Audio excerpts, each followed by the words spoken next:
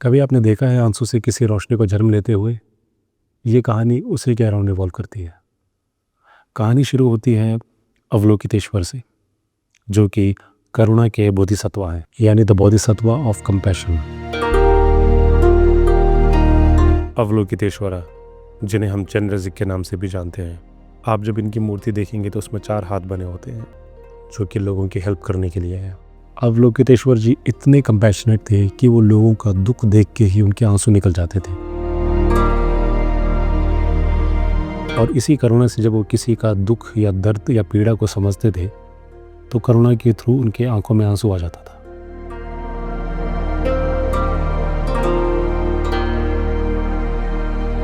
और इसी तरह एक दिन अवलोकितेश्वर के आंखों से आंसू निकला।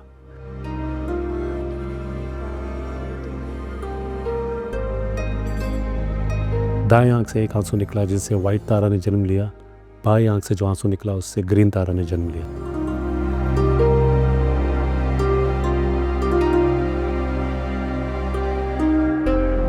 व्हाइट तारा जो कि शांति और दया का रूप है, और ग्रीन तारा ऊर्जा और रक्षा का रूप है।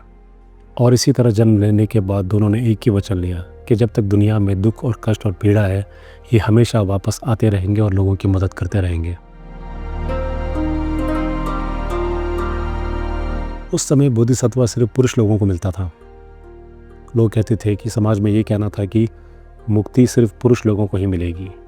उस टाइम पर एक महिला तपस्विनी थी, प्रिंसेस येशिदावा।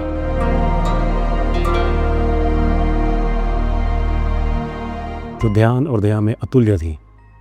तो किसी ने उनसे कहा कि तुम अगले जन्म में पुरुष का जन्म लेना, क्योंकि तुम जितनी शक्तिशाली हो, जितना तुम्हारे अंदर कैपेबिलिटी है, उस हिसाब से तुम मुक्ति पाओगे अगर तुम पुरुष का जन्म लोगी तो।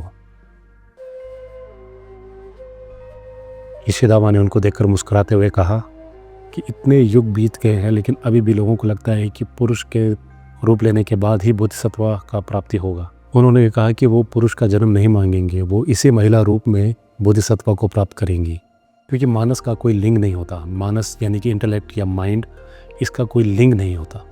और इसी तरह वो बन गई Tara, the one who ferries across.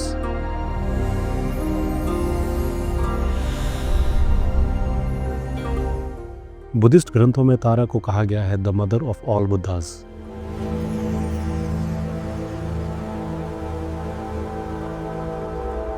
वो बोधिचिता का रूप है, वो मन की जागरूकता जिससे करुणा जन्म लेती है।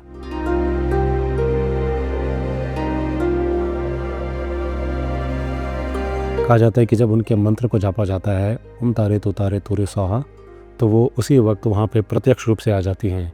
या तो वो किसी रूप में आएंगी या किसी एनर्जी के थ्रू आपको उनका प्रेजेंस फील होगा।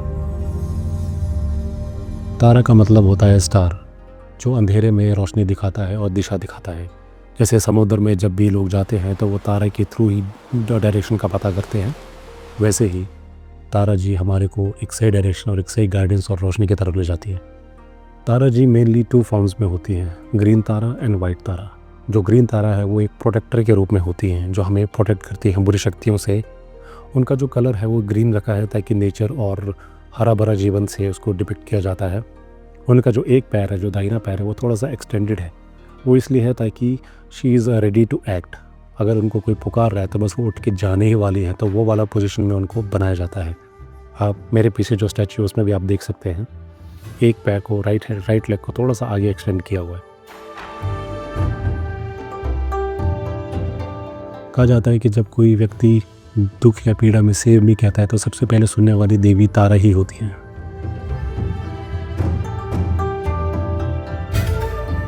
वाइट तारा, द हीलर, वो शांत और धैर्यपूर्ण है।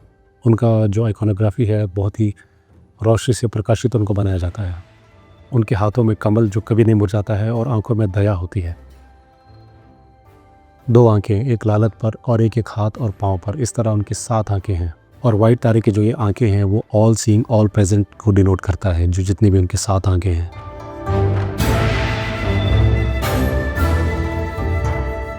कहते हैं वाइट तारा उन लोगों की रक्षा करती है जो बीमारी या किसी तनाव में गुजर रहे होते हैं अपने जीवन में। इसलिए इनका मंत्र भी थोड़ा सा अलग होता है। ओम तारे तु तारे मम आयु पुण्य जन पुष्टिम स्वाहा, ये वाइट तारा का मंत्र है। इसका मतलब ये निकलता है may my life merit wisdom and strength increases.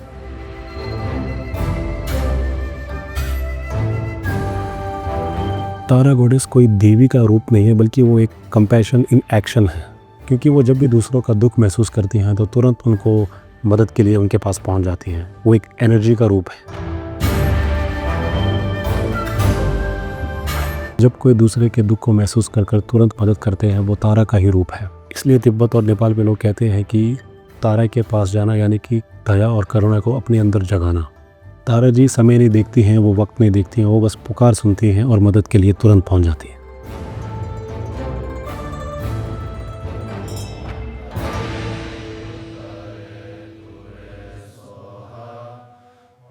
आज भी हिमालय के मोनेस्ट्रीज़ में सुबह के समय तारा जी की पूजा होती है।